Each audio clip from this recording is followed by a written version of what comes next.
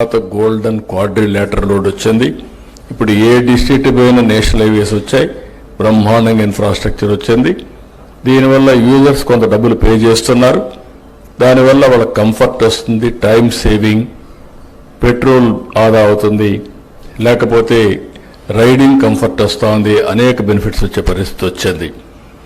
దీనన్నిటి వల్ల better living standards వచ్చాయి ప్రజలకి, కమ్యూనికేషన్లోనే ఇలాంటి ఏ విషయంలో అన్ని విషయాల్లో.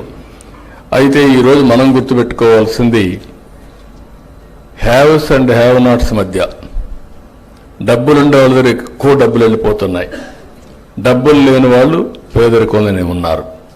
ఇవన్నీ ఆలోచించిన తర్వాత ఆ రోజు మేము ఆలోచించింది global forum for sustainable transformation కింద నాలెడ్జ్ ఉంది, ప్రపంచం మొత్తం టెక్నాలజీ అవైలబుల్ ఉంది. ఊబరైజేషన్ ద్వారా ఎందుకు మనం పొలిటికల్ ఐడియాలజీని అంటే పబ్లిక్ పాలసీస్ని ఎందుకు ప్రమోట్ చేయకూడదు, ఎందుకు ఆంటర్ప్రెన్యూర్స్ని ప్రమోట్ చేయకూడదని ఆలోచించాం. ఆ ఆలోచన నుంచి పుట్టిందే ఈ జిఎఫ్ఎస్టి. ఇంత మునుపు కూడా నేను కొన్ని ఆర్గనైజేషన్స్ డెవలప్ చేశాను.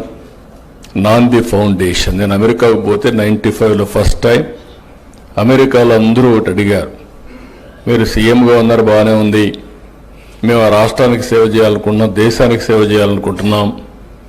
ఒకవేళ ఒక్కోసారి అధికారం శాశ్వతం కాదు, శాశ్వతంగా పని చేయాలంటే ఒక ప్లాట్ఫామ్ క్రియేట్ చేయాలంటే ఆ రోజు నేను మేధావులందరితో మీటింగ్ పెట్టి ఆలోచించి పేరు నేనే పెట్టి రెడ్డి ల్యాబ్స్ అధినేత అంజిరెడ్డి చైర్మన్గా చేశాను.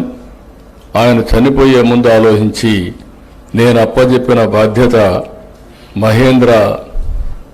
ఆనంద్ మహేంద్రకు ఆయన అప్పచెప్పి ఇది చేశారు.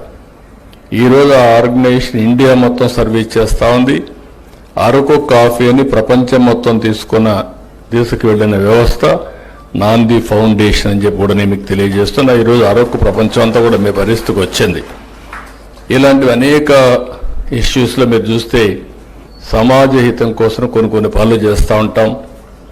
ఒకప్పుడు మీరు చూస్తే ఎన్టీ రామారావు గారి కళ ఒక క్యాన్సర్ హాస్పిటల్ ఉండాలని.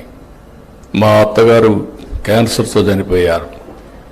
ఆ రోజు అమెరికాకు పోయి ట్రీట్మెంట్ తీసుకునే పరిస్థితికి వచ్చాం. అలాంటప్పుడు ఒక